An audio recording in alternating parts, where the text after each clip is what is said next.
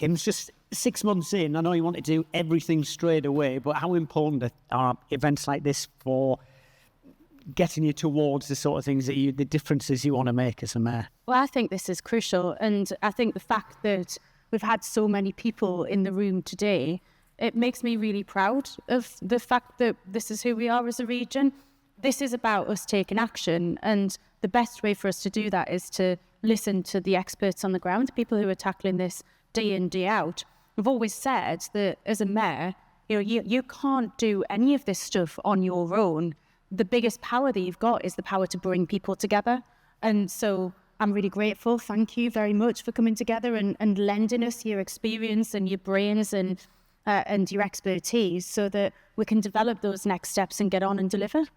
And in the 6 months, is it easy to make things happen? Do things move slowly, or can you actually make things happen quickly when you get the right ideas in place? Well, I think we have moved at pace. We've moved at pace on some of our public transport measures, certainly on establishing the Child Poverty Reduction Unit. We're the only one of the kind in the country. So I think with the determination and with the support of people that work in these spaces, we can absolutely move quickly.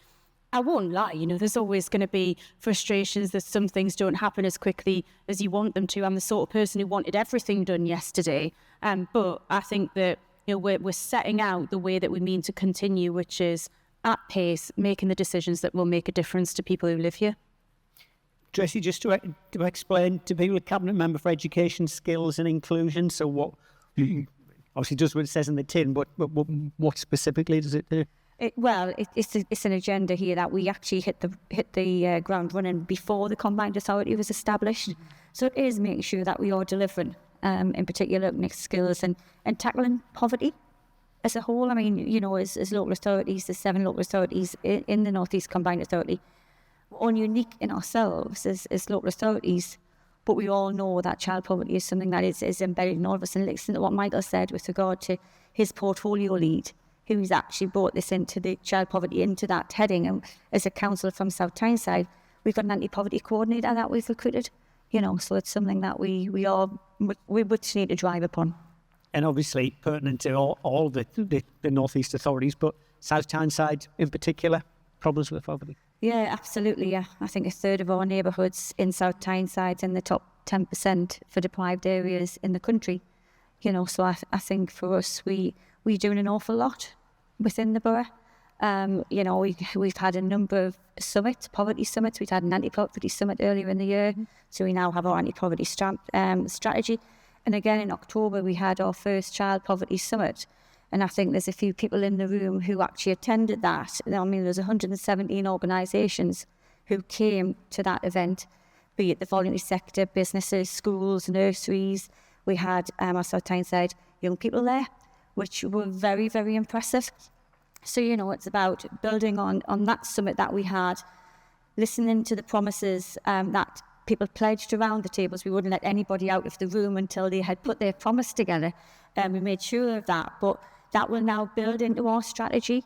So it is about, poverty is there, child poverty is there. It shouldn't be there in this day and age. And there's a huge amount of work going on to alleviate that. But we just need to get rid of it totally. And that's how, we're working with Kim. And we know that government has the lever of action. So it's about how Kim can now drive for the region what we need to do for our area. It was a long time coming, but what difference can the combined authority make now that you're all working together? Well, it's a stronger voice, isn't it? And as Kim's, one of our commitments was to do the child, poverty reduction unit, which is there. It's established first in the country. So I think, this is something that I'm hoping will be looked upon favourably, and how, Kim, with her influence from a national perspective, and then our local leaders from a local perspective feeding into all of this, hopefully, we'll get recognised as a region of ambition that we all know we are. So very early days, but what have you taken from it, Kim, the suggestions that you had today? Well, I think there's so many of you, you kind of get these schedules for today, and I had the schedule for this bit, and it's like, I'm had to walk around tables and listen to the ideas, and I think I got to kind of about there without fitting anywhere over here. But it to me, we are on the same page. there is some exceptional work going on in this region with our local authorities, with some of the charities and organisations that are working on the front line, you know, and we've highlighted some of that work today. And it's now, how do we take those? And I think Henry described it as the entrepreneurialism that's in our charity sector in particular, and roll it out across the region so that we're getting the best of what's going on in County Durham, or the best of what's going on in South Tyneside or Sunderland or Newcastle, and make sure that every child in the region has access to the best possible opportunity. It's no mean feat. You know, there are some incredible things, and I think one thing that's important to say is that everybody here is rising to the challenge of taking that direct action, but now we need to make sure that it's big enough on the scale enough, and we're talking about it enough to get the results, so that we start to move the dial. Because, you know, if we're sat here in a year and we haven't made progress, if we're sat here in 4 years' time and we're not seeing things going in the right direction, then, you know, we really need to look at what we spent our time doing. Have you had other parts of the country looking at it and saying that's something we should be doing? Well, government invited me into their new child poverty task force. I must say, you know, we have had ever such a long time, and I know that a lot of you have banged your own heads against this particular brick wall of a government who just didn't want to acknowledge the problem, didn't want to talk about it. Every time they were asked about it, they said child poverty had gone down, and that was not what we were seeing in this region. You know, so now we've got a government task force, and they've invited me in to talk about what's going on in the region. So yes, people are looking, but similarly, you know, we are unashamedly very happy to steal the best ideas from other parts of the country. So, you know, we've been talking to people in Scotland and talking to people elsewhere in the country as well. You know, it's about sharing the things that will make a difference, whether that be at a national, a local or a regional level. And what do the delegates here have to do then? Do they get in touch with you? Do they get in touch with various with the authority? Have they all got contact points now? Well, some, I hope so. I mean, you're all here, which is a great start.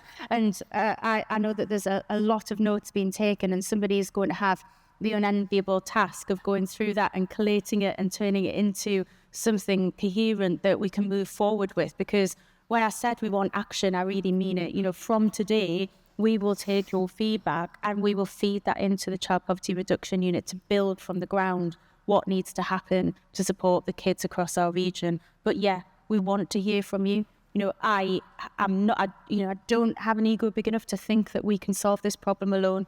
It would be wrong to assume that. And so, yes, get in touch. Tell us about what's going on. Tell us about new developments. And, you know, you should hopefully have contacts with the Combined Authority now to do that, or with your local authorities, because we are working together. I'm very, very grateful to the leaders of the 7 local authorities, because without them, we wouldn't have this joined up Combined Authority now. And without their commitment to this, we wouldn't be in a position to focus on it. And so it really is now, you know, joining that region, having the voice at a national level, and also doing the work on the ground here. And I just think for me as well, just listening and obviously following from Kim, all of the portfolio needs to have advisory boards. So I think if there's anybody who wants to feed into the advisory board, you know, in particular the one that we're talking about today, please do so. You can find us quite easily. But we want to listen to you, and as Kim has mentioned, we can't do this alone as local authorities, as a combined authority. We need to work with our partners and our agencies out there. So it's about, you know, you helping us and helping deliver what we want to achieve. So, you know, that is an open invitation to everybody in the room to actually, you know, feed into these advisory boards that we lead on. I think also it isn't just about what we're doing, it's about what you're doing. One of the things, the themes that I've kind of seen emerging across the tables is somebody will be talking about something or an issue or a problem that needs resolving, and somebody else on the table will say, oh my God, I didn't know about that. I can't believe that's the case. And sometimes those people have the levers to pull or the contacts to pull to try and get that change. And so, you know, I think this is a collective endeavour. I don't think anybody minds where the change comes from. I think we're going to open it to the floor. This is a point where it gets really quiet and then everybody wants to ask a question. We've got microphones out. Does anyone want to kick off? Gentleman over there. Microphone coming. Thanks, Kim. Thanks for putting this on as well. It's a problem that obviously we all need to tackle. I'm the cabinet member for Sunderland Council's position on this as well. and we're looking at setting up a child poverty task group. So my question is, what kind of timeline are we looking at to pull some of the data from today? So hopefully that can inform what we do as well. And we're really singing from the same hymn sheet and working as a collective. We'll go as quickly as we can, and if we can share stuff in advance, of course we'll do that. You know, we're working as a cabinet to be able to do that. But 340 odd of you turned up today, which is a fantastic problem to have. So it'll take us a bit of time, but yeah, we'll do it as quickly as possible, and we'll share that, because those local task forces and that local action is going to be really fundamental to how we progress. You know, some of the most groundbreaking work that's happened so far has been done in collaboration with local authorities, driven by local authorities, and so we need to keep that joint working. Fact is, this is a long-term project. It has to be, doesn't it? And I think, perhaps I need to get better at saying that. Nobody's sat here thinking, well, in 4 years' time we'll have ended child poverty and we can go home. It is an ambitious aim that we've got. This is a big piece of work, and we're not thinking in one-year budget cycles. We're not thinking even in electoral terms. We're thinking about the long-term future, putting the foundations in place to improve the lives of children growing up in this region. I think I'd said in my speech, it's about alleviating problems now for families that need it the most, the benefits support, the poverty prevention in the moment. But it has to be about long-term, how are we preventing it from happening in the first place? Oh, there you Things are starting to spring up now.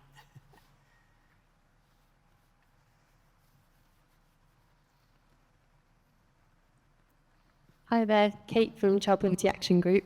Just a question about the National Child Poverty Strategy.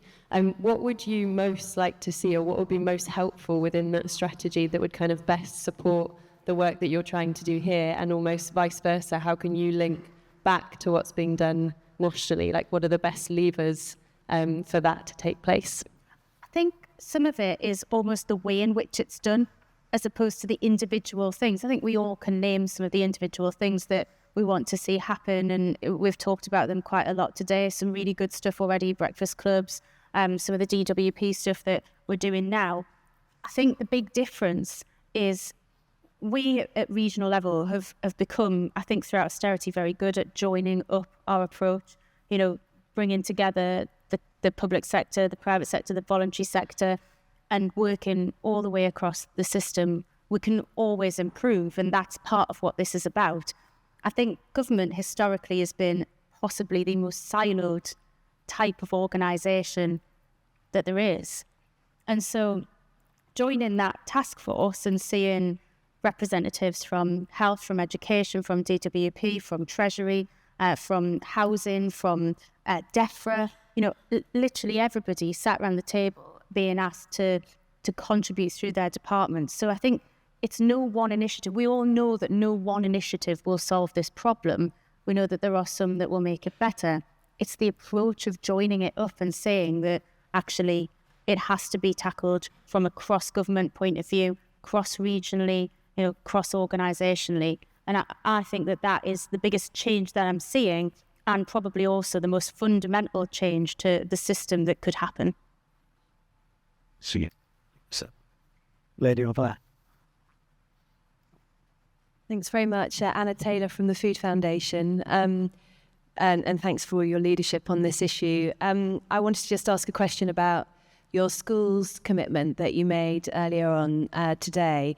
I'm wondering what scope there might be to consider. I know you're keen to see free school meals expanded to more children, whether you might use that as a vehicle to perhaps test and pilot some different modalities for scaling up, recognising the funding for that ultimately needs to come from central government. But I think several metro mayors are now thinking about what they can do to sort of scope out those options with a view to creating the evidence base and the demand for that change at the national level. So I think you've asked and answered the question. So yes, I think it's got to be on our list of considerations. And I'm not actually 100% sure that I do think that the only way to do this is at a national level. I think that there is ways for us to use some of our regional levers to come together to look at radical prevention funding and as you say, different ways of delivering school food that could really move the dial. So yeah, we have got to look at it as part of this, and we've got to be pretty clear about the outcomes that we're seeing from it. And actually, some of our councils have shown great leadership on doing this in their local areas as well. And so not throwing out all of the evidence that already exists and being clear that we're here to learn from it, I think is really important as well. Thank you. There's a lady next to her as well. Yes, had your hand up before. Hi, Hannah from Cllr North East. We've talked a lot today about transport.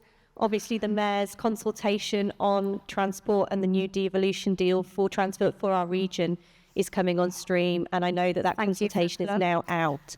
And I'm just wondering how we in this room can best get behind making sure that as many of the voices of young people, of families in poverty, are actually a part of that process, so it doesn't just become the transport wonks contributing their views, but actually it's really reflective of those bigger ambitions for travelling around our region and for those who really need that public transport to work for them. Hannah said it, not me. And I did not ask her to make this point. I think it's really important that I say this, but I'm so glad that you have, Hannah, thank you. Yes, so we've got our local transport plan consultation out at the moment, and that is us planning for the next 15 years of what transport across our region looks like. And it's a big piece of work. And the way I like to look at it is that this is the biggest conversation that we've ever had about transport, not just public transport, absolutely everything. And it's completely relevant to this agenda because we know that transport is it's the infrastructure of opportunity. It's the thing that helps people get to school, to work, to education, to social into social settings, and all of those things that provide opportunity. So we desperately want to make sure that transport consultation is taken part in by a wide range of people. And to give you a quite alarming statistic, I think the last time there was a regional transport consultation, 62% of the respondents were men. And so we really need to increase the number of women taking part. We want young people to take part. And I think it has to be made really clear. And if you can share this with the people who either work in or work with or alongside or are service users of your organisation, everybody travels, everybody is a pedestrian, everybody has to go somewhere somehow. And the question is, what would make you do it more? How do you want to do it? It isn't a test about how much you know about transport. It is not there for the people who make sure that we hear their voices every single day of the week. We all know that happens. So yeah, really relevant to this agenda, really relevant to our plight to create opportunity, tackle poverty, and really crucial that we're hearing a wide range of voices from right across society in our region so that we get it right. Thank you. Thanks for the plus. Lady over in the corner. Just while the mic's going over in there. Another one. Just while the mic's going over, Kim. Sure Start seemed to be a great idea. Positive, yeah. Will there be some maybe ideas you can pull from that? I really hope so. I'd love us to be looking at how we can put more of the Sure Start style services in place. Obviously, government have ambition for sort of a Sure Start Plus model, which is all for teenagers. The thing for me is how do we join it up all the way through the life course? Learn from what Sure Start was before. Learn from family hubs, because we have had family hubs, albeit with a lot less money than Sure Start ever had. And look at what's delivered in our communities. And so I think we can't take anything like that off the table. I was really struck actually during my election, because I remember I was driving somewhere, I think to do a Hustings event for the election, and it came on the radio, and it said, that long-term research has shown that children who grew up within a mile of a Sure Start centre had done better in their GCSEs and had better life outcomes, and then everybody just went, "You don't say." That's in the most shocking outcome ever. Yeah. And so, if it's obvious that it works, then yeah. One, keep it going. Yeah. Sorry, lady. Hi, my name's Erin from Represent Women. You'll not be surprised at the topic of my question. Also, we will be sharing the transport hub to try and get more women answering that consultation, absolutely.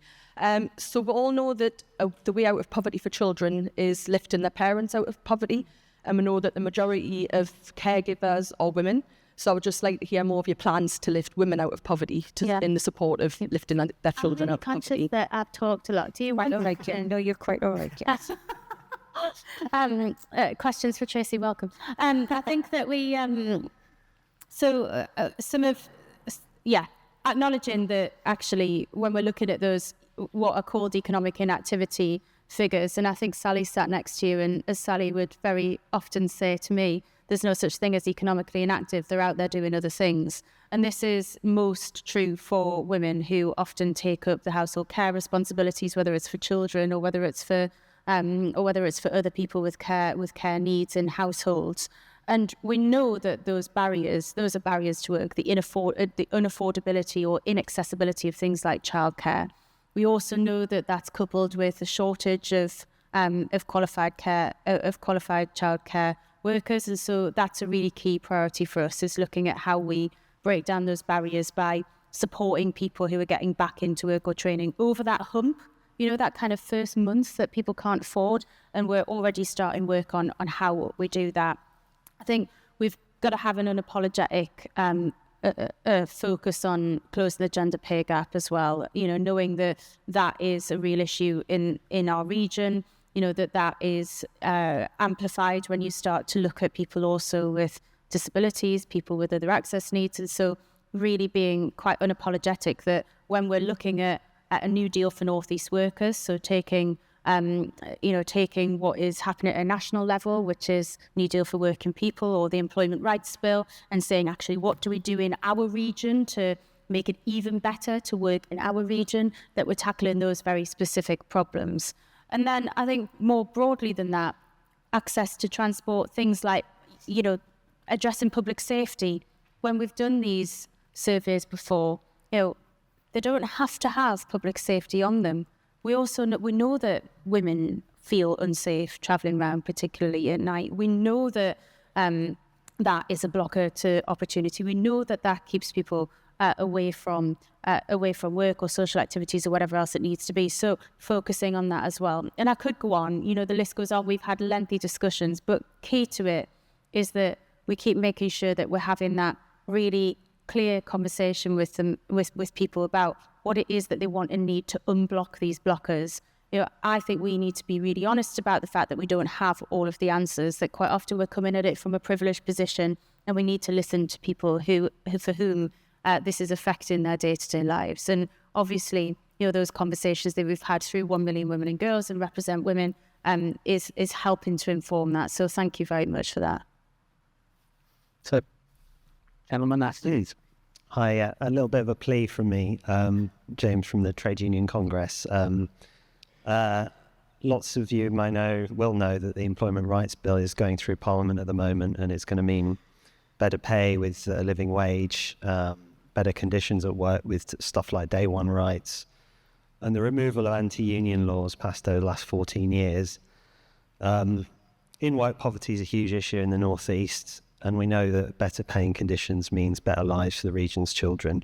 So there's been some questions here about what big employers can do in the region and anchor institutions, and talk about co-production as well. Trade union movement has always done co-production, collective bargaining, and just a plea to say, trade unions represent tens of thousands of workers in the region. They're not the enemy. If you work with us, you recognise unions, it can mean happier workers, higher productivity, and addressing the root causes of child poverty. So we're always happy to work with any organisations in the region, and also a plea to keep us involved. I know we have Kim's support on that, so cheers. I feel like that was a plea to other people, but there is something in me means that I can't not answer it. But I think, yeah. And we obviously, I've just spoken about the fact that we need to build on the Employment Bill of Rights and make sure that we've got stuff going on in our region to support employers and to support the people that work here. We proudly work with trade unions to help to develop that with the real living wage Foundation as well, because we have this ambition to be a real living wage region, following in the footsteps of Sunderland and Newcastle, who have become living wage cities, because we know that we need to, as part of a move towards tackling child poverty, we need to get rid of this term working poor. It shouldn't be in our vocabulary. Work should mean a route out of poverty. And so, this is one of the ways in which we're going to do that, and building on that good work that's happening nationally that will make some of the things that we've wanted to see for a very long time law. We need to make sure that we're taking the next steps in our region, and that means working with you, but it also means working with people like the FSB or Chamber of Commerce and CBI and so on and so forth, as well as employers, to make sure that we're getting it right at every level. Thank you. Idiot from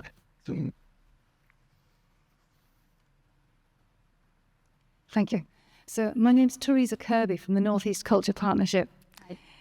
And one of the priorities in the strategy that we're trying to deliver, which is called the Case for Culture, those of you, hopefully you've all heard of it, but one of the 5 priorities is cultural workforce and skills, and the tagline is making the North East the best place to be a cultural worker. And this is relevant today for many reasons, and one of which is, as we've been hearing, to tackle the root cause of poverty. We need a minimum living wage. We need more than a minimum living wage. We need a living wage. And I've heard today as well how 98% of employers, 98% of employers in the North East are SMEs. So that got me thinking, how can we help, well, everyone really, but certainly our children and young people, find out about the jobs in those SMEs, and how can we help those SMEs who are fighting hard to make a living with any particular needs that these extra people, these new people, these people who should be getting jobs in SMEs, how can we help the employers help those people and therefore help our economy? Thank you. So it's good. Can I talk about the skills? Yeah, and I think for us, as what we've been talking about, we need to have that regional element of careers development. We need to have a careers hub. We're talking about it. I mean, I have a small SME, and it's about getting people into the skill. Mine is hospitality, and it's about how we can encourage people to basically thrive in the region where they've been brought up. So I think that's very much from the portfolio that I lead, is that we do need something regionally with regard to careers and how we can develop that. So that is something that we are looking at, but I wouldn't mind catching up with you after, so I can have a little bit of a chat with you. And so one of the things that we're working on at a regional level now is our regional growth plan, and that is the agreed way which mayors and mayoral combined authorities will work with government to channel investment into our region. And I know this isn't the specific question you asked, but culture and creative industries is one of our very clear strands for growth, because I think I said in my speech, talent's classless, but opportunity really isn't. And we know that we've got a great story to tell about the fantastic kind of cultural heritage that we've got in the region and the opportunities. And working with Sunderland and government, we've secured the new film studios, which will be built on the banks of the Weir, which will open up so many opportunities for children working in the creative industries. And Councillor Hopgood from County Durham is leading on this from a cultural portfolio perspective. But it really is making sure that every child gets access to that opportunity. And I think that becomes universal across all of across all of the areas that we really want to specialise in. We're known for advanced manufacturing. We're known for making things. We're in the home of the Mackhams, where the Mackham and Tackham out to sea. This is a place where these things happen.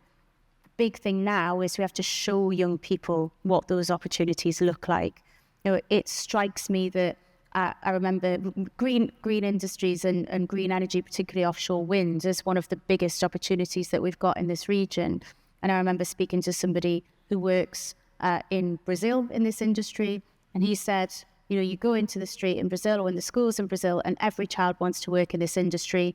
You go up the hill from where this is being developed in Walker, and quite a lot of those children don't know it to sing.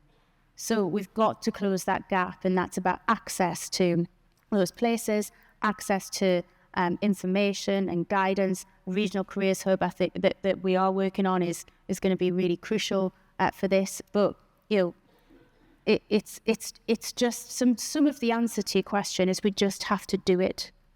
And oftentimes that's the case. We just have to do it. We're not reinventing the wheel here. We know that it works if we talk to young people about their opportunities at an early enough age. And unfortunately, too much of that stuff's been stripped away. We've just got to do it. I think we've got time for one or two more. There's a lady down here and a gentleman over there as well. Hi Kim, my name's Sharon. I run a community mental health organisation. And one of the questions I wanted to ask, as we know, mental health often contributes to poverty in some way, whether that be parental or the rise in children and young people's mental health that we've got at the moment. One of the key contributors to that sometimes can be lack of a secure attachment, lack of kind of that ability. So is there any consideration that child poverty, rephrasing.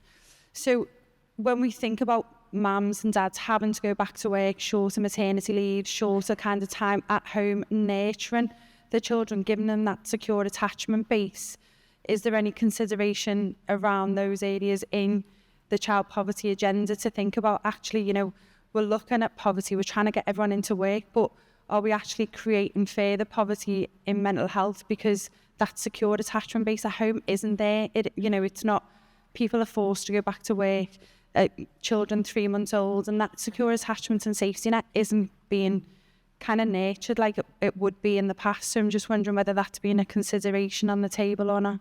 I think that's an issue that I'm really pleased that you're raising, because when we talk about supporting people back into work or training, what we don't mean is forcing them back into work or training at a time that's inappropriate for them because it's the only way that they can survive, because those are two different things. And so this is about choice, isn't it?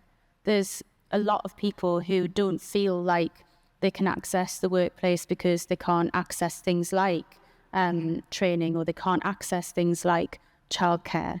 And it's a choice that's what you want to do. You know, the barrier is the things that are getting in your way. Mental health sometimes is a barrier to people getting back into work because they can't get access to the service that they need.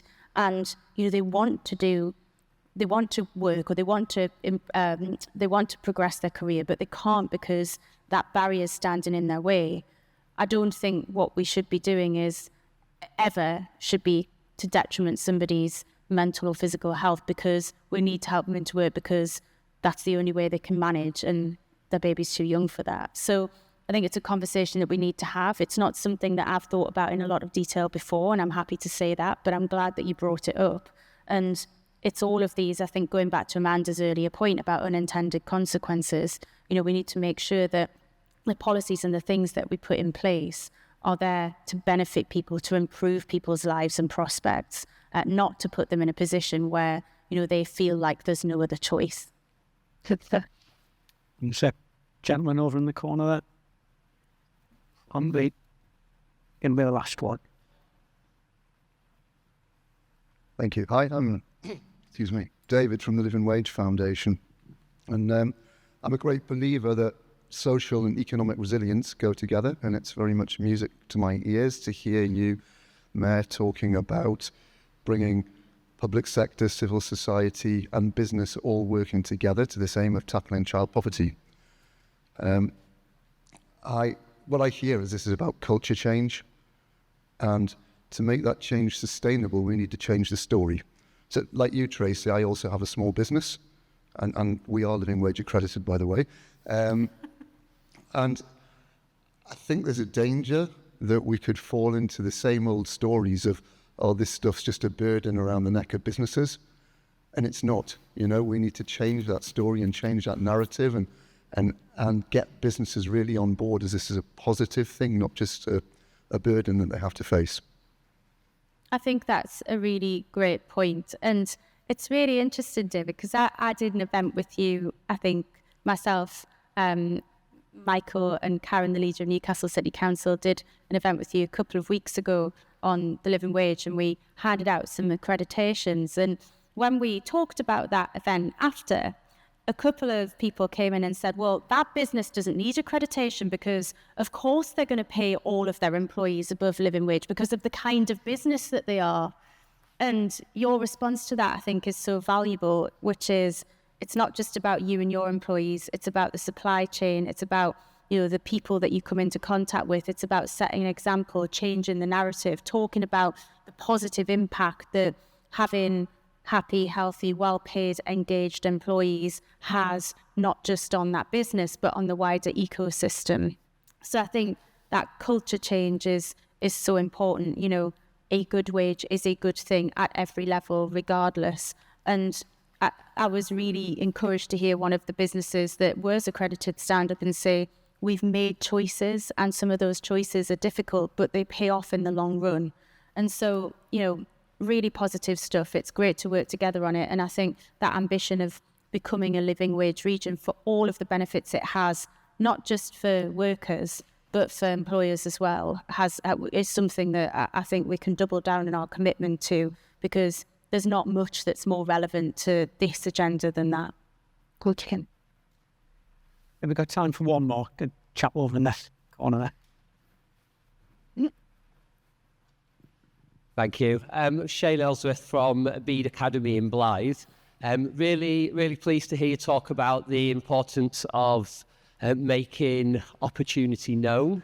And I'm just cheekily going to take this as an opportunity to share that in Blythe, our new partnership with the Port of Blythe and our oversubscribed T-level engineering provision is not only making that that opportunity known to students in Blythe, but has now created a direct pipeline of opportunity from the secondary provision to degree level apprenticeships, which is great for those young people who get there and who leave school equipped to be able to access that provision. My question is really about the chasm of support and intervention that exists between those young people who are accessing provision day in, day out successfully and those who don't make it to the likes of T-level provision at post-16. So my question is, what are you doing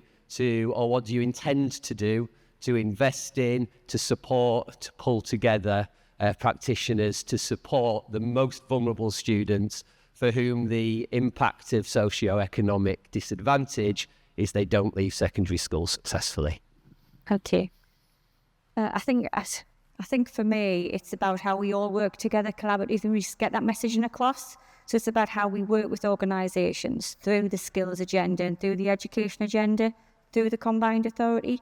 So, we are very keen to hear of any challenges that's out there and how we can actually break down those barriers of challenge and ensure that every child has the opportunity from any part of any sector.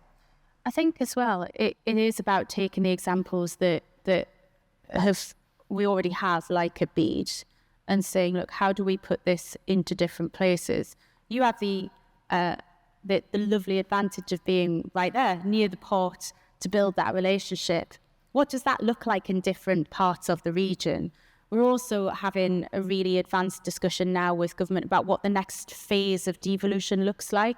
So we will get what's called a single settlement, which means that we'll be treated more like a government department so that we can spend much more freely on things like our skills and on our business support interventions and on poverty and all of those other, transport, of course, and all of those other things.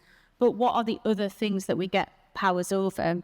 And we're negotiating and talking to government about post-16 skills and how that will be managed and how we can have more of an influence on young people who might not choose a traditional route or might not feel that a traditional route's for them or might fall out of the education system.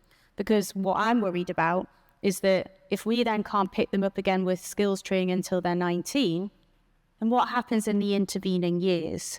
So we're talking to government about what that would look like, whether that's full devolution or whether it's more local control over what skills goes where. And we'll want to work with people like yourselves to design that in such a way that it works for the children that grow up here. Because what we're always really, really aware of is that, and this is highlighted through things like the growth plan, The things that will work here wouldn't necessarily work in Greater Manchester, wouldn't necessarily work in South Yorkshire and so on. We need regional level support so that we can build the workforce that fits the skills that we need for the future, and also tackles the specific issues faced by young people in our part of the world as opposed to young people elsewhere. Thank you. Closing thoughts, Kim. It's been a long day, but more than worthwhile. It's been so incredibly worthwhile, and I'm just very, very grateful to all of you for taking the time out of your extremely busy lives, for sharing your thoughts and your experiences with us, and for helping us to set this direction, and for committing alongside us to this goal of tackling child poverty. I think this region is the best place in the world, otherwise I wouldn't do what I'm doing. I think we've got ever such a lot to shout about, and I know that many of you spend as much time as I do out there doing exactly that. But this is our biggest problem, and the fact that we can all come together on a Monday morning in the freezing cold in Sunderland to do that is, something that gives me great pride and real optimism for the future. So thank you. Great stuff. I'll stand up for this bit just to say thanks. On behalf of the Mayor, Kim McGuinness, and the Combined Authority, the insights that you've given us today will help shape and develop the work of this new Child Poverty Reduction Unit in partnership with people like you. Thanks very much. As Kim said, your help has been invaluable. We're sure we will see results of this, maybe not in the near future, well, hopefully in the near future, but as soon as possible. Please do keep in touch on social media by signing up for the Mayor's regular newsletter as well. If you'd like to make a donation to either Love Amelia or to Feeding Families and you haven't had the chance, well, now you can. Thanks again for coming. Genuinely is so much appreciated, and it's been a pleasure for me to be your host. Real honour as well.